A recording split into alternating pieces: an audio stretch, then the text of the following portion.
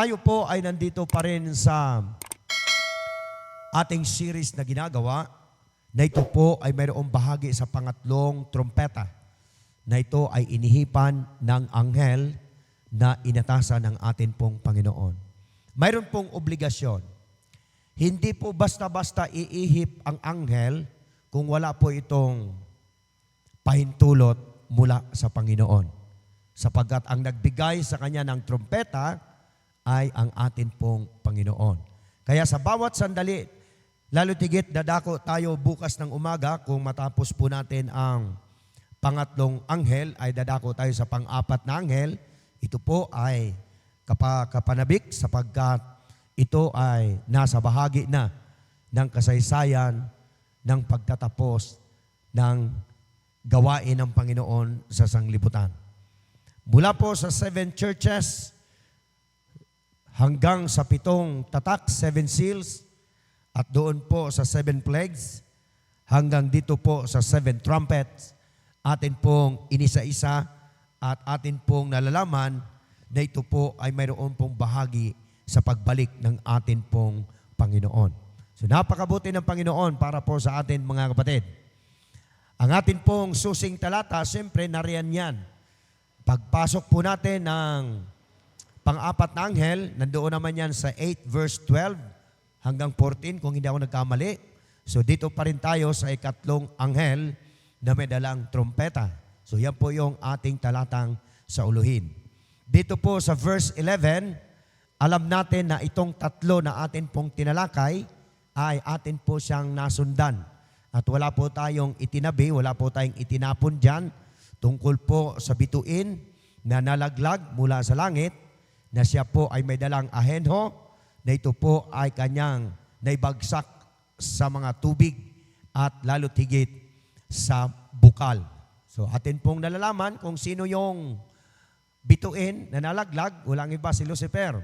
At ano yung ahenho? Ito yung mga maling aral, mga paganong aral na siyang nagpapait sa tubig o bukal, na siya namang aral ng mga pagano na siyang sumira sa aral ng Panginoon. So atin pong nasundan yan mga kapatid.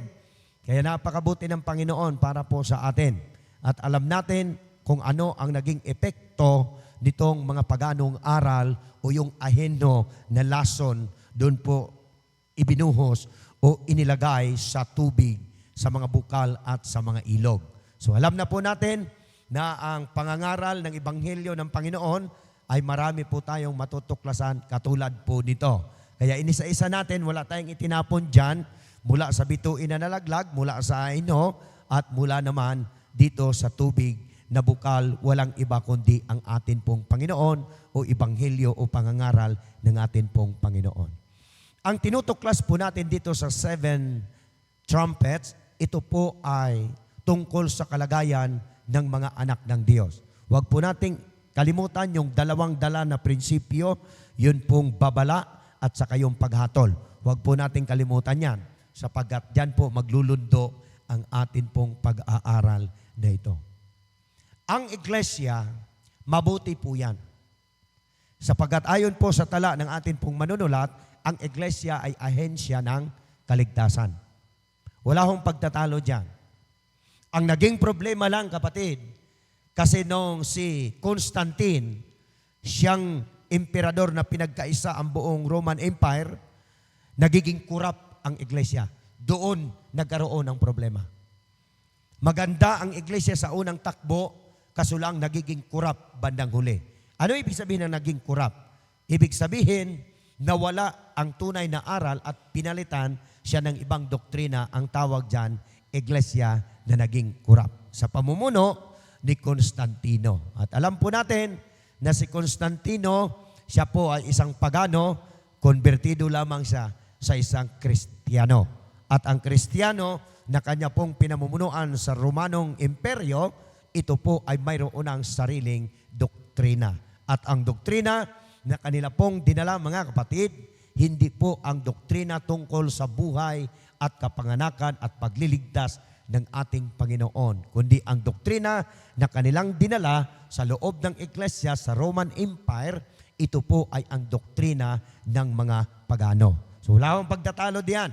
Yan po ay sinundan ng atin pong writer at sinundan po ng ating manunulat. Now, sa pangunguna po ng maling doktrina at maling pangangaral, ito ang nagpapait sa ilog at sa bukal, walang iba kundi sa doktrina na totoo ng atin pong Panginoong Jesus. So tandaan po nating mabuti, nasa ilalim ng pamamahala ng mga Romano ang kapanganakan ng ating Panginoon.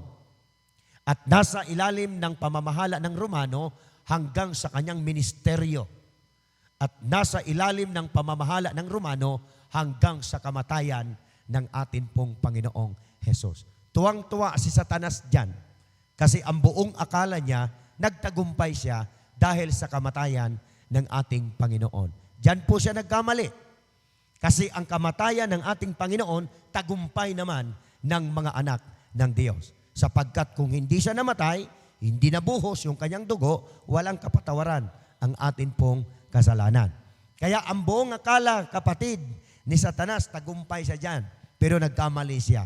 Kaya ang ginawa ni Satanas, alam niya kung ano ang panukala ng Diyos sa langit, alam din niya kung ano ang panukala ng Diyos sa lupa. At alam niya na ang bayan ng Diyos ay ang bayang Israel. Kaya atin pong mapapansin, dito po sa aklat ng Apokalipsis na ito, marami ho tayong masusundan na ang ginamit ng kaaway ng Diyos, walang iba, ginamit ang Kristyanismo at ginamit ang imperyo ng Roma sa pangunguna ni Constantino. At alam naman po natin sa kasaysayan, doon po sa 7 iglesia na atin pong tinalakay, yun pong iglesia ng Sardes, alam natin na yung ating Panginoong Yesus nang siya'y lumabas sa templo, ang kaaway ng Diyos ay humahalili po yan kung nasaan ang atin pong Panginoon. Kaya dapat hindi magiging bakante ang atin pong kalagayan. Lagi pong puno yan sa aral ng Panginoon. Alam din po natin mga kapatid na ang tubig ng buhay ay ang ating Panginoon. Siyempre, kapag ang Panginoon ang tubig ng buhay, siya ang ilog ng buhay, siya ang bukal ng buhay, malinaw yan. Hindi po pwedeng maging malabo. Bakit naging mapait? Kasi ang pangangaral ng Romano sa panahon ng ating Panginoong Yesus, ito ang nagbigay ng pinakamalaking problema na nagpapait hanggang sa 1/3 ng population ng Roma ay nakuha. Ito po ay nakuha sa pamamagitan ng aral. Kaya espiritual mga kapatid, mayroon pong kinalaman sa usapin ng pangrelihiyon. Dito tayo. Ang bukal ng buhay, ang ating Panginoong Yesus, ito ang atin pong iniingatan. Ano ito? Ito yung kanyang aral na mula pa noon hanggang ngayon, dapat ang aral ng katotohanan hindi magiging mapait at walang pwedeng sumira diyan. Ang nagiging problema lang, kasi alam ng kaaway ang galaw ng Diyos, alam din ng kaaway kung ano ang galaw ng bayan ng Diyos. At lalo't higit, alam ng kaaway kung ano ang galaw ng iglesia ng atin pong Panginoon. Dahil alam niya ang simula, alam niya ang galaw, alam niya kung paano siya papasok na magiging mapait ang atin pong kalagayan. Alam na alam ni Satanas yan, kapatid. Kaya ang ginawa po natin at ang ginawa ng Diyos, isinulat niya ito sa aklat ng Apokalipses para ang kanyang mga anak mayroon pong dunong, mayroon pong karunungan kung ano ang gagawin nating pakikipaglaban sa labanan na ito na espiritual sa loob mismo ng ating pamamahay at sa pamamahay ng Diyos. Alam po natin mga minamahal na mga kapatid na ang atin pong sanglibutan ngayon ay 2 lamang ang naglalaro. Sa aklat ng Apokalipsis, 2 babae lang ang naglalaban dyan. Mayroong apostate church, mayroon namang malinis na church. Kaya dito makikita natin ang pangangaral ng Ebanghelyo, tuloy-tuloy po yan.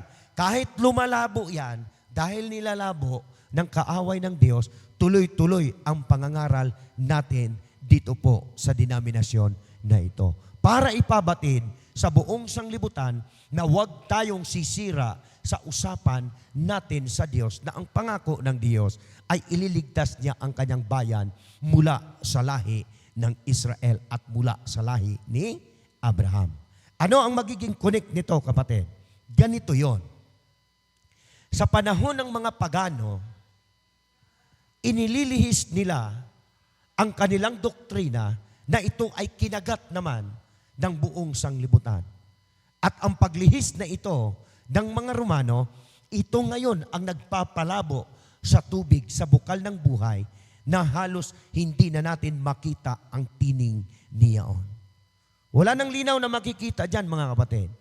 Kahit ang damit ng katuwiran ng Panginoon, kapag inilagay mo dyan sa maruming tubig, ay hindi na mo makikitang malinis yan. Mahahawaan ng dumi yan. Ganyan po ang kalagayan at usapin ng atin pong sanglibutan.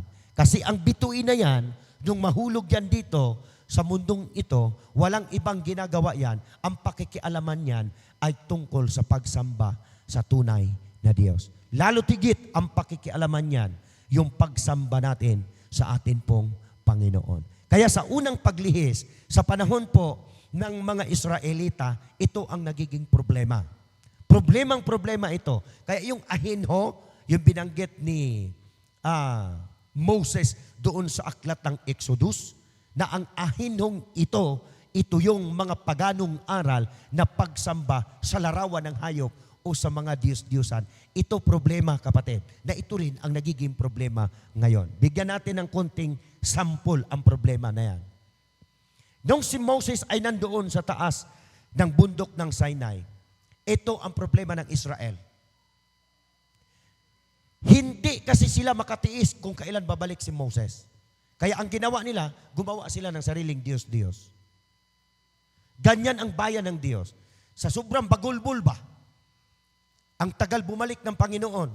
Kaya habang naghihintay sa pagbalik ng Panginoon, ang ginawa ng bayan ng Diyos, gumagawa ng iba't ibang gawain na ito ay nakapagpalihis sa gawain ng atin pong eklasya. At alam niyo po ba, sa panahon ni Moses na yan, kung ano ang kautusan na tinapakan nila dyan? Unang utos. Ang sabi ng unang utos, huwag kayong magkaroon ng ibang Diyos sa harapan ko. Huwag kayong yumukod sa mga larawang inanyuan. Ano ginawa ng Israel? Gumawa, yumukod. Bakit? Ang tagal bumalik ni Moses. Ganyan ang magiging problema. Ipinakita siya sa aklat ng Apokalipsis kasi makikita natin high-tech ngayon sa ating panahon. Kung naligaw nga ang mga Israel noon, diritsahang nakikipag-usap yan sila sa Diyos. Ngayon, hindi natin nakakausap ang Diyos ng personal. Sino ang hindi maliligaw? Kaya ang aklat po ng Apokalipsis, ibinigay po sa atin yan na babala para sa bayan ng Diyos. Bakit trumpeta ang ginamit ng Panginoon? Ito yon. Ang kahalagahan ng trumpeta, noon, walang bagtingan dyan. Noon, walang pagpinindot mo, tumataginting. Wala yan. Ang ginamit noon ng mga Israel, sa oras ng pagsamba, sa oras ng pagtitipon, sa oras ng pagpupuri, isinisigaw nila sa pamamagitan ng pag-ihip ng trumpeta. Ano connect, kapatid? Kasi ang trumpeta, kapag nandiyan ka sa kabundukan, ang layo ng marating yan, isinisigaw yan. Ngayon, sa ating panahon, ginamit ng Panginoon yan, na kailangan ang pagsigaw ng katotohanan ng Diyos, ngayon ang panahon para isigaw ang katotohanan. Ang problema lang sa ating iglesia, kung sino yung sumigaw ng katotohanan, siya pa yung hihilain pababa. Nakita niyo po, mga kapatid? Ang sigaw, kapatid, o ang ihip ng trumpeta, ito ang panahon para iihip natin ng husto, isigaw natin sa media ang katotohanan. Napansin niyo po kung ano naging connect nito sa trumpeta, sa pangatlong trumpeta na inihipan ng anghel. Ang pag-ihip ng anghel, kapatid, sa aklat ng Apokalipsis, ito ang pag-ihip ng katotohanan. Anong katotohanan ang ating isisigaw? Ito yun, tungkol sa kaligtasan, tungkol sa pagbabago, tungkol sa pagsisisi, tungkol sa pagsigaw. Ang alin? Ang doktrina ng katotohanan isisigaw sa buong mundo. Halos mapatid na yung tinig natin dito sa kakasigaw. Mayroon pa rin talagang humihila pababa kasi hindi kumbirtido, naiinip katulad ng panahon ni Moses. Ang tagal bumalik ang tagal bumaba, hindi nila alam na sa pagbaba ni Moses, mayroon siyang dalang hatol, kapatid. Napansin niyo po? Kaya dito sa kalagayan po nating Kristiyano, hindi natin pwedeng itago ang mali. Isigaw natin ang mali, lalong isigaw natin ang tama. Paanong hindi natin isigaw yan, kapatid? From Roman pagan life and worship, yan ang kanilang isinisigaw. Isinisigaw nga nila na mali sila. Tayo pa kayang tama, hindi tayo magsisigaw. At kung maghapon man tayong magsisigaw, hihilain ka pa pababa. Huwag kang sumigaw dyan. Lagot ka kapag binunyag mo yan. Napansin niyo po? Ito ang oras ng pagsigaw ng katotohanan. Kaya sino man ang pumipigil sa gawain na ito, hindi pwede gawain ng iglesia. Lalo tigit, gawain ito ng Panginoon. Kaya ang sabi dyan sa aklat ng Apokalipsis, binuga ng trumpeta ng ikatlong anghel. At ang pagbuga na ito, kapatid, ibubunyag natin ang maling gawain ng Romano. Ang maling gawain mula noon na yan ang namamalagi ngayon, yung doktrina na yan, lalo tigit sa pagsamba sa araw ng linggo. Mali bang isigaw yung tama? Tama yan, kapatid, sa mata ng Diyos. Paanong hindi natin isigaw? Sila nga ang unang sumigaw ng mali. Ang tama, kapag isinigaw, maraming balakid. Ganon talaga, kapatid, ang gawain ng Panginoon. Tingnan mo sa loob ng iglesia nila. Tingnan mo sa loob ng iglesia natin kung anong nangyayari. Walang problema sa iglesia. Ang problema, naging kurap ang iglesia. At ang aral na kanilang inaaral, mali na sa loob mismo ng iglesia. Pansin niyo po, kaya isinisigaw siya, inihipan siya ng anghel para isigaw natin ang katotohanan. Huwag kayong magsimba sa araw ng linggo. Huwag kayong magsamba harap ng mga Diyos-Diyosan. Huwag kayong magsamba sa mga ribulto. Yan kasi ang isinisigaw nila. Ang sa atin naman, huwag kayong magsamba dyan. Kasi ito ang tunay nating sambahin. Tayo ay sasamba sa atin pong Panginoon. Pansin niyo po yan. Yan ang sigaw noon. Hanggang ngayon, yan pa din. Bakit ipinadala sa atin ng aklat ng Apokalipsis? Kasi kailangan matuto ang bayan ng Diyos. Tingnan niyo po yan. At inyong nakita ang kanilang mga karumaldumal. Tandaan ninyo, sa oras na magsamba kayo sa araw ng linggo, hindi yan sa Diyos. Karumaldumal yan sa Diyos. Ayan inyong nakita ang kanilang mga karumaldumal. Ang kanilang mga iniidolo. Tingnan mo ngayon, may ilalabas tayo dyan. Sabihin na naman, mali. No! Isisigaw natin ang tama. Sino magagawa ka ng santos tapos luhod-luhuran mo yan? Lalaki na ng kalyo mo? Ayan pa, may mga bato pa, may mga simento pa, napakarami. Paano hindi mo isigaw ang tama na yan ang namalagi ngayon sa buong sanglibutan? Puro mali. Bakit? Yan ang paganong kultura na dinala sa iglesia ng Katolika Romana. Mali ba yan, kapatid? Tama yan. Pilak at ginto at bato. Ginawa nilang Diyos-Diyosan yan. Yan ang problema noon, yan din ang problema ngayon. Ang problema ng Israel noon, nadali sila. Ang problema ng Israel sa espiritual, maraming madadali. Bakit? Ayaw sumunod sa propesiya ng ating Panginoon. Sana po, mag-gets natin lahat yan. Gusto kong emphasize natin ito. Yun pong salitang canonization, mula sa mga Grekong pananalita, kanus o kanyons. Ang buong akala natin, kapatid, kung ano yan. Lahat na yan ay ginawa nilang batas sa kanilang eklasya. Na kung sino ang santos na mamatay, kung sinong santo papa na mamatay, gagawa ng rebulto yan at gawin nilang pagsambayan. Sasambahin nila yan. Ang tawag dyan ay canonization. Kaninong doktrina yan? Napansin niyo po, kapatid, sa Pilipinas mayroon din. Kung sa Amerika, kung sa Vatican City mayroon, isinisigaw ng Seventh-day Adventist. Huwag kayong magsamba diyan.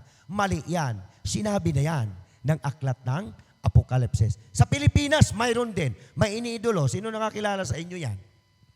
Lahat ng simbahan dito mayroon yan, larawan. Bakit?